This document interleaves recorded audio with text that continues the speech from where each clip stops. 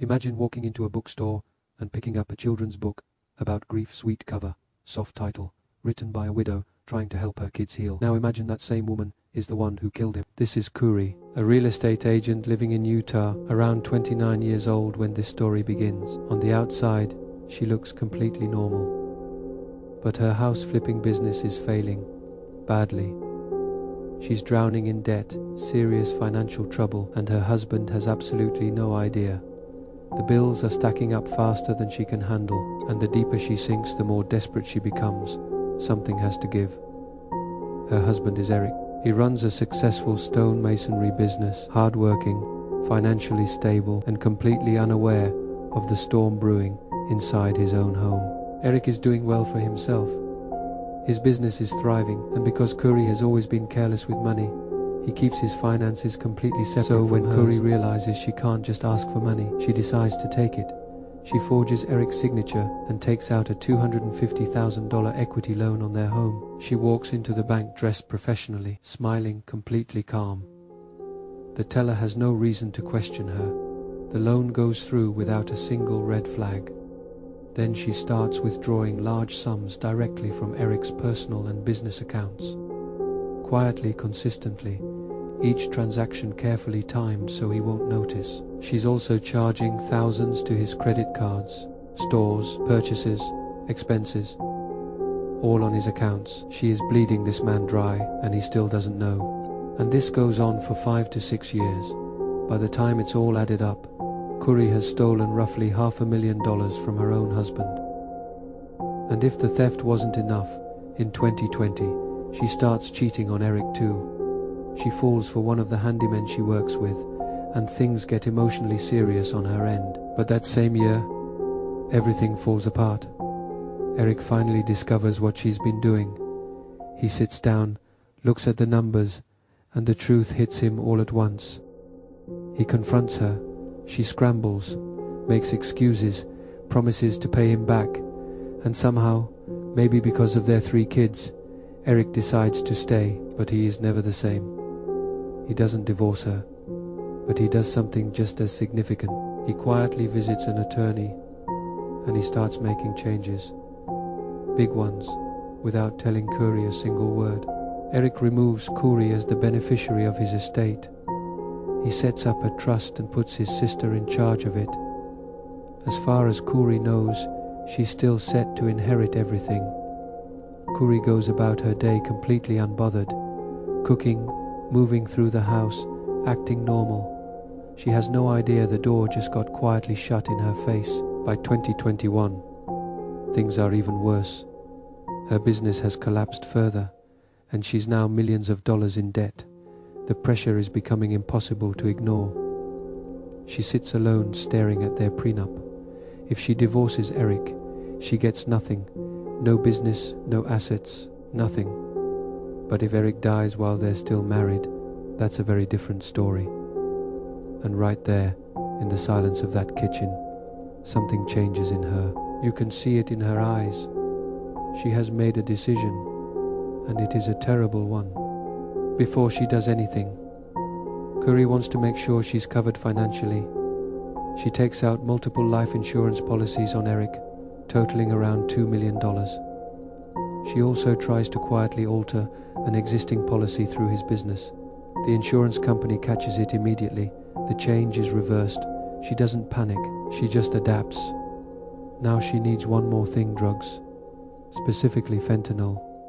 So she approaches her housekeeper with a story. One of her investors has severe back pain and needs a strong painkiller.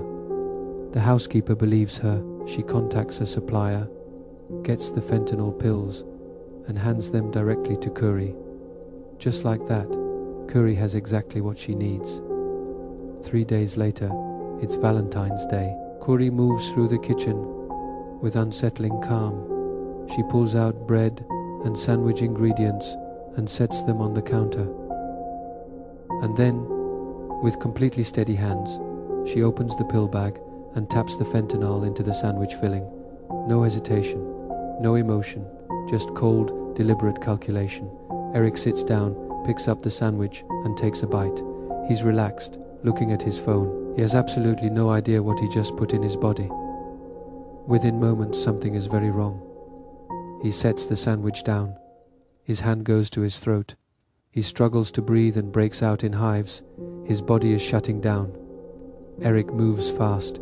He grabs his son's EpiPen and injects himself. Then he swallows Benadryl and collapses against the wall. He loses consciousness, but he survives.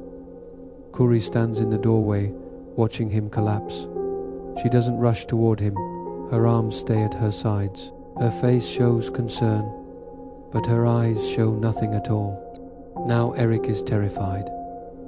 He gathers his closest friends and family and tells them clearly, if anything ever happens to me, Kouri is responsible. They believe him. But Kouri isn't done. She goes back to her housekeeper and asks for something stronger, even more potent fentanyl, and once again the housekeeper comes through. One evening Kouri prepares 2 Moscow Mule cocktails. She works quickly. Then she pauses, checks the hallway, and dissolves the fentanyl into Eric's drink, 5 times the lethal dose. She brings the drinks to the table smiling, telling Eric they should celebrate. She finally flipped a house successfully. Eric smiles back and raises his mug. He trusts her completely. Eric takes a long sip, sets the mug down, looks across at Kouri. She watches him carefully. He notices nothing unusual. He has no idea this is the last drink he will ever take. Sometime between that evening and the next morning, Eric dies. The house goes dark, still silent, and Kouri is the only one inside who knows exactly what happened. She calls 911. Her voice breaks. Her hand covers her mouth. She performs grief with terrifying precision, the performance of a woman who has been planning this moment for a long time. Medical examiners perform an autopsy and confirm the cause of death, fentanyl overdose, with no signs of foul play. The assumption is accidental. The case moves quickly toward closure. A detective closes the file, slides it into a cabinet, and turns off the light. Case closed. As far as the police are concerned, this was a tragic accident, nothing more. Kouri files her claims and walks away with $1.3 million in life insurance money. She reads the confirmation letter, breathes out slowly, and puts it in a drawer. And then she writes a children's book. She calls it Are You With Me? A guide for kids dealing with the loss of a loved one. She says it's helping her family heal. She goes on television to promote it, sitting under studio lights, holding the book, speaking about grief and love and healing, composed, sympathetic, completely convincing. But Eric's family never fully believed the official story, and they never forgot what Eric told them. So while fighting Kouri in civil court over the estate, they hire a private investigator. The private investigator starts digging through financial records related to the civil dispute. But the more he digs, the more he finds. And what he finds goes far beyond any property disagreement.